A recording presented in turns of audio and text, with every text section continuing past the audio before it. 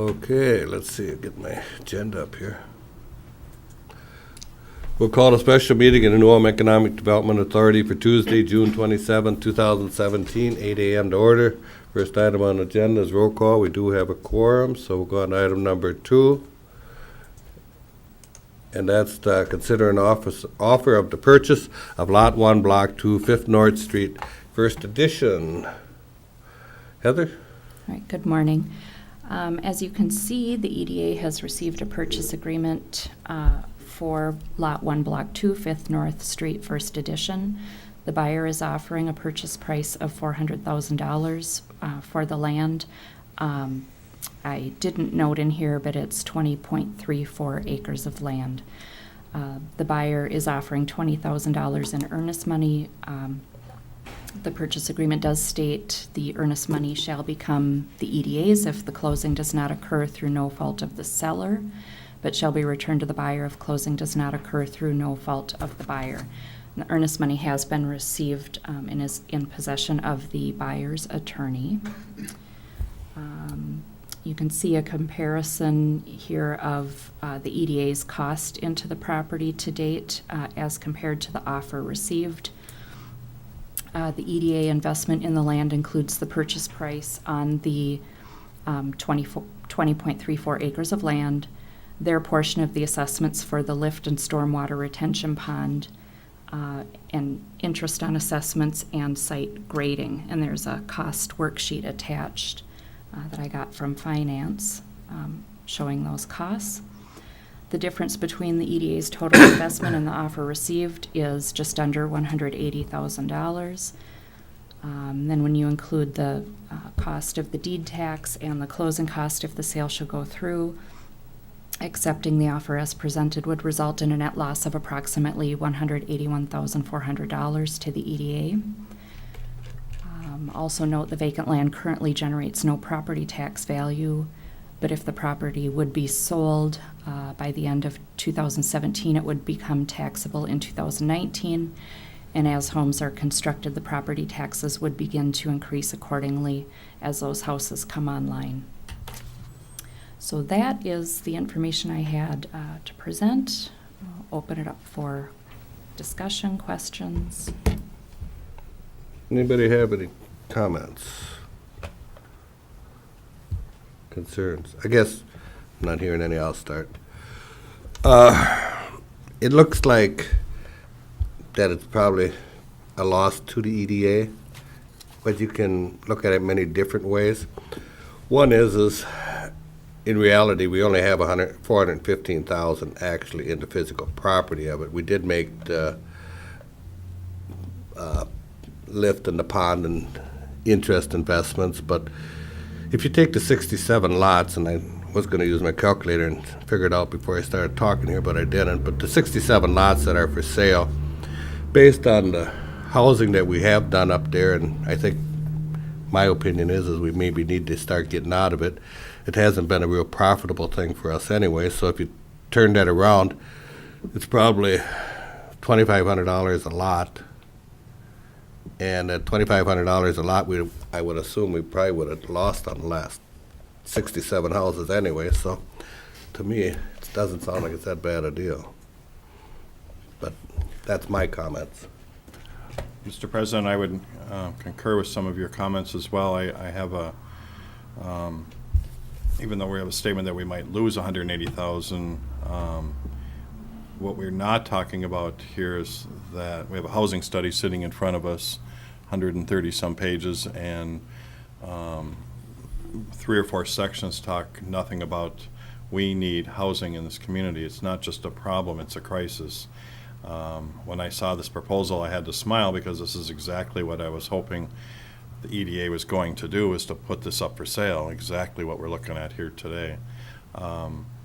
This certainly doesn't solve our housing issue in New Ulm, but it certainly takes a dent out of it. My understanding is that development would happen in the next couple of months.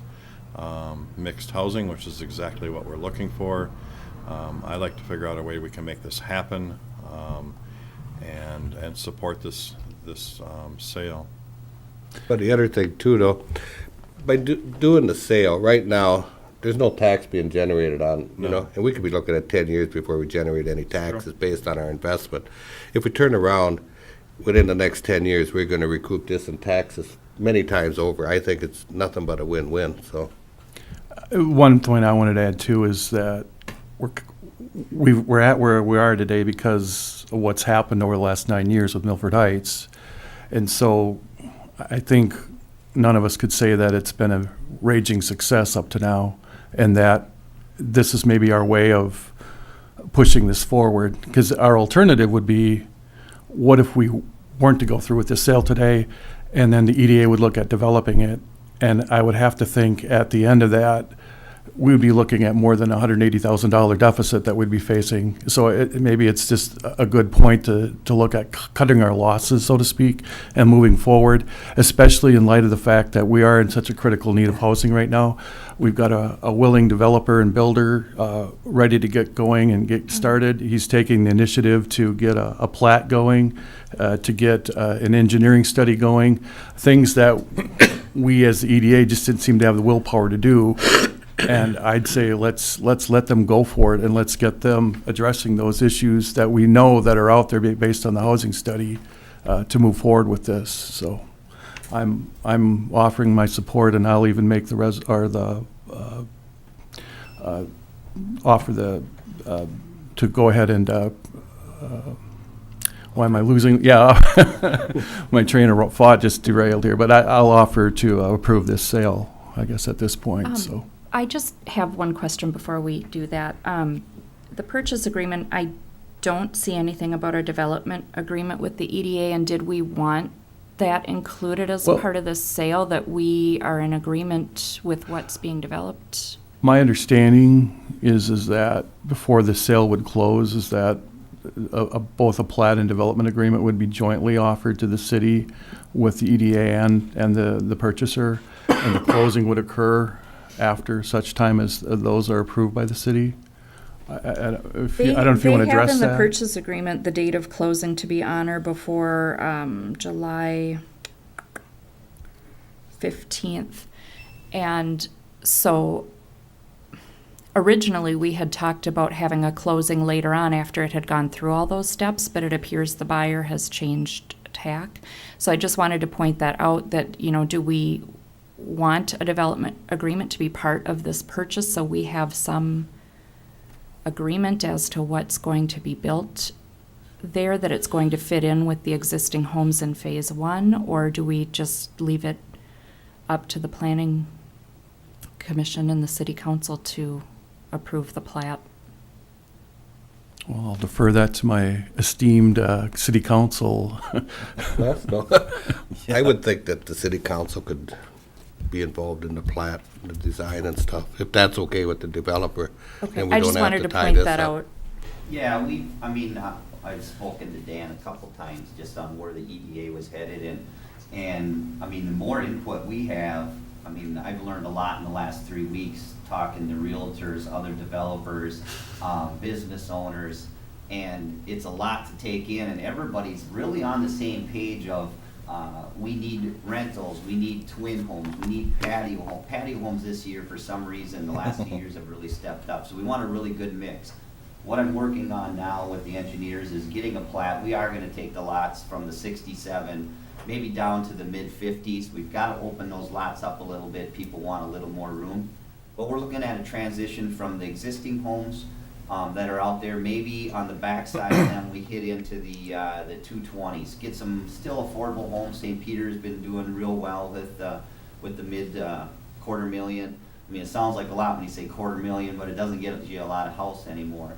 And then we want to go into maybe some rental units, you know, upper end. We're talking, you know, $1,000 a month for some corporate or just anyone in town. Trying to get that transition and then go into the, you know, I'll say closer towards the Highway 27, Old 27, of just nice $300,000 homes, ending up more on that end. Just work your way up. You don't have to have where all the high-end people live here and the affordable here. You just put a nice mix in, and with the park there, it'll turn into, I think, a really good development. Mhm.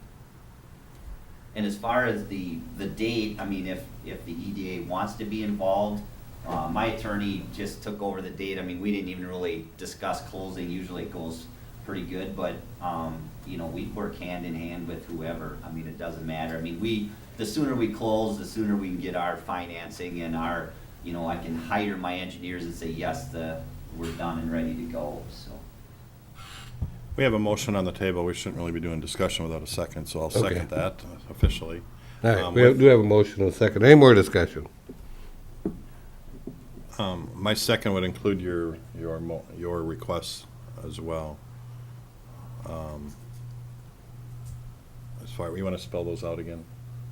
As far as what you said, as far as, I just think we approve as offered. And I think that as long as the buyer is open to possibly changing the closing date, if there's a level of cooperation with the development agreement in that, I don't think there's any fast and hard rule. The only reason, in talking to the city, Brian, the city manager, is that we could coordinate the efforts to expedite the process. And so that we can go forward with perhaps even calling a special planning commission meeting even before the closing. It would be co-sponsored by the EDA and by you, so we can get the planning process, the plat submitted, and the development agreement moving forward.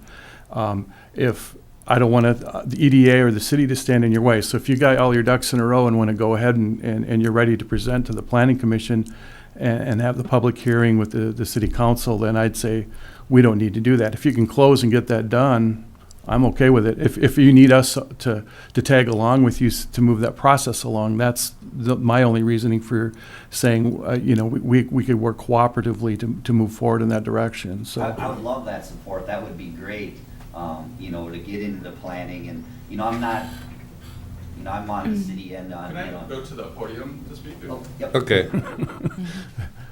I thought your voice was loud enough, Al. Yeah. So the cooperation would be great.